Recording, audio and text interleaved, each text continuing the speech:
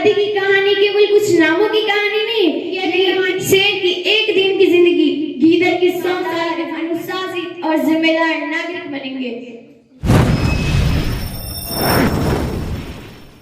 आदरणीय मंचासीन अतिथिगण, सम्मानित निर्णायक मंडल, मेरे प्रिय शिक्षकगण और मेरे प्यारे साथियों, आप सभी को मेरा सादर नमस्कार। 26 जनवरी केवल एक तारीख नहीं बल्कि यह वह दिन है जब भारत ने स्वयं को एक संप्रभु, लोकतांत्रिक और गणतांत्रिक राष्ट्र के रूप में दुनिया के सामने स्थापित किया। साथियों, 15 अगस्त 1947 को हमें आजादी मिली, लेकिन 26 जनवरी 1950 को हमें पहचान मिली।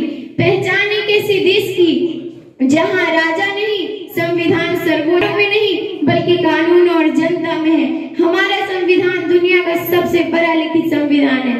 इसके निर्माता डॉक्टर भीमराव अंबेडकर थे, जिन्होंने हर नागरिक को समानता, स्वतंत्रता और न्याय का अधिकार दिया। यह संविधान हमें सिखाता है कि भारत किसी एक धर्म, भाषा, वर्ग का नहीं बल्कि हम सब का देश है। आदरणीय साथियों, भारत की आजादी की कहानी केवल कुछ नामों की कहानी नहीं, ये कहानी है हिंदू, मुस्लिम, सिख, ईसाई सभी की साझा कुर्बानियों की। जहां महात्मा गांधी ने अहिंसा का मार्ग दिखाया, वही भगत सिंह ने हंसते हंसते फांसी को गले लगाया।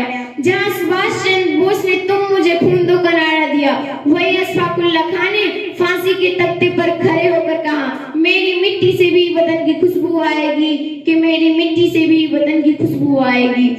मौलाना अबुल कलाम आजाद ने शिक्षा को राष्ट्र की रीढ़ बताया, वही बेगम हजरत महल ने 1857 में अंग्रेजों की नींव हिला दी, और टीपू सुल्तान ने यह सिद्ध किया कि शेर की एक दिन की जिंदगी गीदड़ की 100 साल की जिंदगी से बेहतर होती है।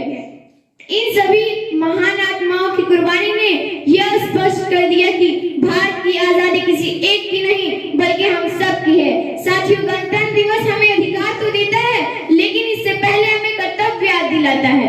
कर्तव्य में सबसे पहला मतदान का अधिकार, दूसरा अभिव्यक्ति की स्वतंत्रता और तीसरा समानता का अधिकार। ये सब तभी सुरक्षित रहेंगे जब हम ईमानदार, अनुशासित और जिम्मेदार नागरिक बनेंगे।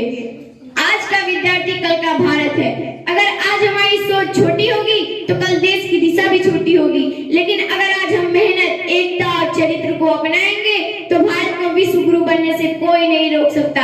आदरणीय अतिथि पहुंच चुका है, लेकिन हमें अभी भी गरीबी, अशिक्षा और नफरत जैसी बुराइयों से लड़ना है, और ये लड़ाई हथियारों से नहीं बल्कि संविधान, शिक्षा और भाईचारे से जीती जाएगी। अंत में मैं यही कहना चाहूंगी, न धर्म बड़ा न जाति बड़ी, भारत सबसे पहले, यही है हमारी सच्ची देशभक्ति। तो आइए हम सब मिलकर इस गणतंत्र दिवस पे संकल्प लें कि हम अपने संविधान का सम्मान करेंगे, अपने देश से सच्चा प्रेम करेंगे और अपने भारत को एकता विस्मार्ग पे आगे बढ़ाएंगे।